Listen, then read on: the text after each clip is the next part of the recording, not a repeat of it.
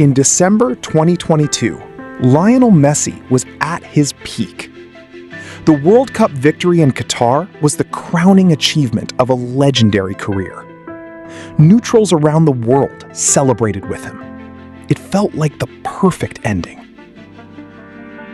Fast forward to the 2026 World Cup. Social media is flooded with hate. Argentina becomes the most despised team in the tournament. Viral posts accuse Messi of being FIFA's favorite. Egypt fans burn his jerseys. The hate watching is real. The question is simple. What happened? Some say Argentina benefited from corrupt refereeing. Others point to geopolitics, the Falklands, Israel, racism. And then there's the theory that the hate was manufactured, a coordinated campaign designed to tear Messi down.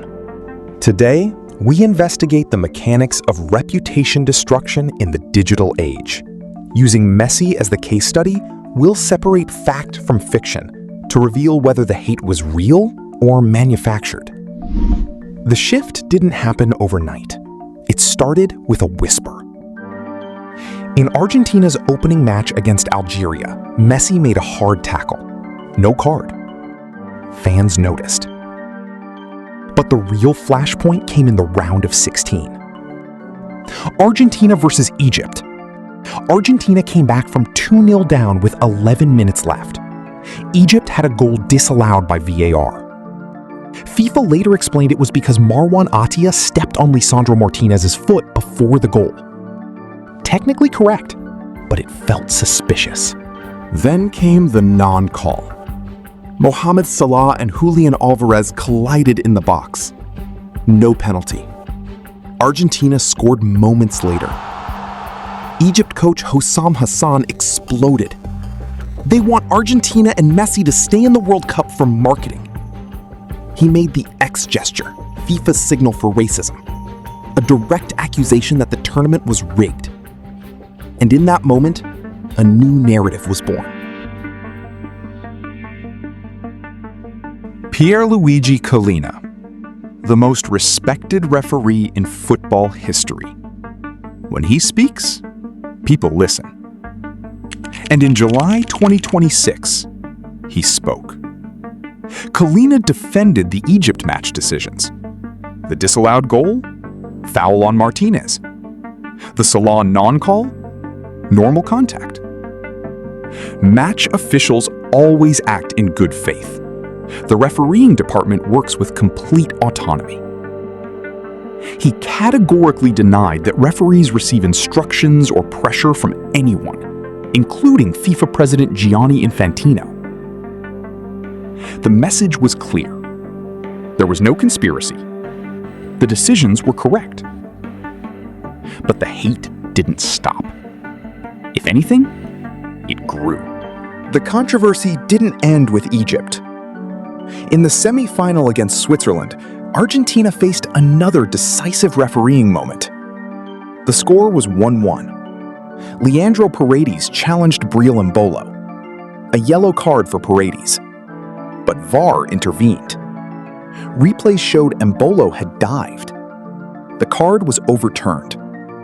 Embolo received a second yellow for simulation. Sent off. Switzerland lost. Swiss coach Murat Yakin was furious. We were punished because of a rule that, in my opinion, is completely unacceptable. In my opinion, my boys are the real heroes.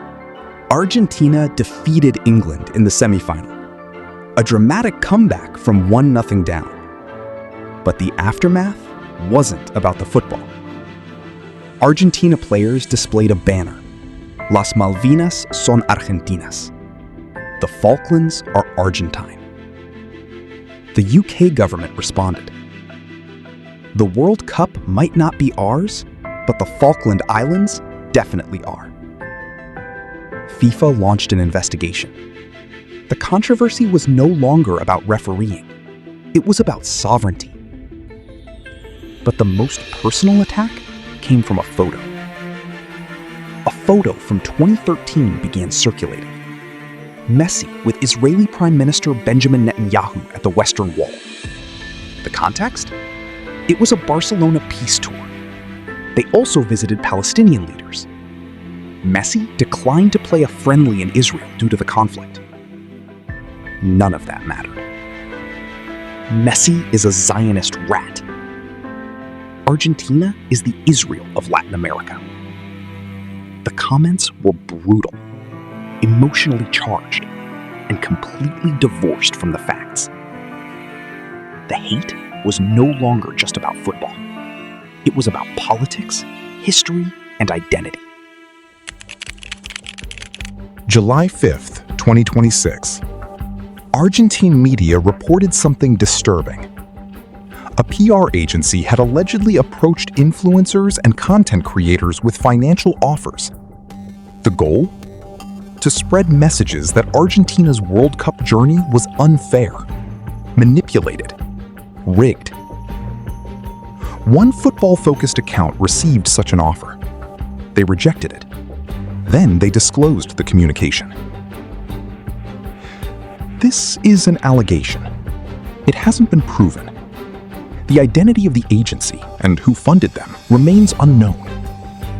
But the fact that such an offer was made raises an uncomfortable question. Was the anti-Messi hate organic, or was it manufactured? To understand how this works, we need to look at the mechanics. Rosie, a narrative analyst, explained it. These things rarely start with an outright lie. They start with something real. A foul with the build-up cut out. A referee decision without the replay that explains it. A clip that's technically accurate, but missing just enough context to tell a completely different story. Then the algorithm takes over. Outrage outperforms accuracy. An MIT study found that false stories reach 1,500 people 6 times faster than true ones, and are 70% more likely to be retweeted. Psychologists call this the illusory truth effect. Simply seeing a claim once makes you more likely to judge it as true later, even if it's false. By the time you've seen 10 similar clips, they don't feel like things you were told. They feel like things you always believed. And that's how narratives are weaponized. July 19th, 2026. MetLife Stadium. The World Cup Final. Spain versus Argentina. Argentina plays with 10 men after Enzo Fernandez's red card. Ferran Torres scores in extra time. Spain wins 1-0. The post-match chaos was ugly. Leandro Paredes confronted Spanish players. He physically tossed Gavi. The brawling reinforced everything critics said about Argentina. But the moment that defined the climax came from a man who wasn't even playing. Toni Kroos, World Cup winner, German legend. He posted 2 words on X: football won. 1.5 million likes within hours.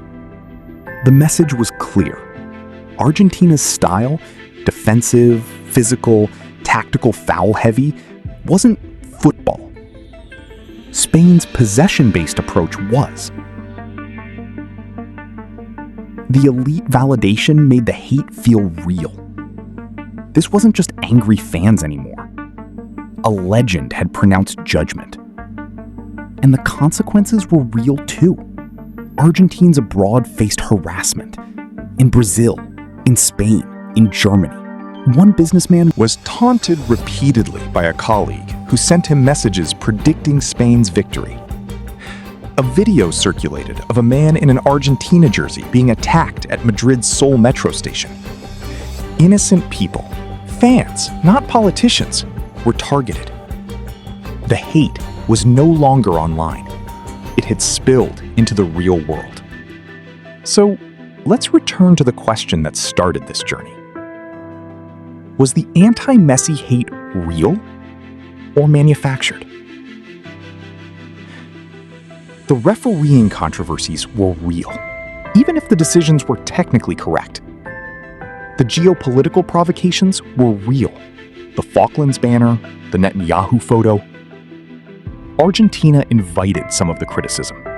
But the intensity and scale of the hate The coordinated nature? The way it spread like wildfire? A PR agency allegedly paid influencers to spread anti-Argentina content. The algorithms amplified outrage over accuracy. False stories reached more people faster. The illusory truth effect made repetition feel like truth. And then, Toni Kroos gave it elite validation. The result?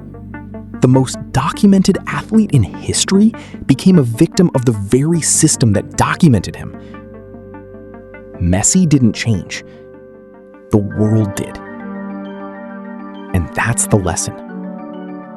Rosie put it best. If the internet can reshape the reputation of arguably the most documented footballer in history, imagine what it can do in situations where there isn't 20 years of footage. Politics, wars, markets, health. When there's less evidence to check, the narrative becomes the only version most people ever see. So the question isn't just, was the hate real or manufactured? It's, what happens when we can't trust what we see? Because if the world can turn on Messi, no one is safe.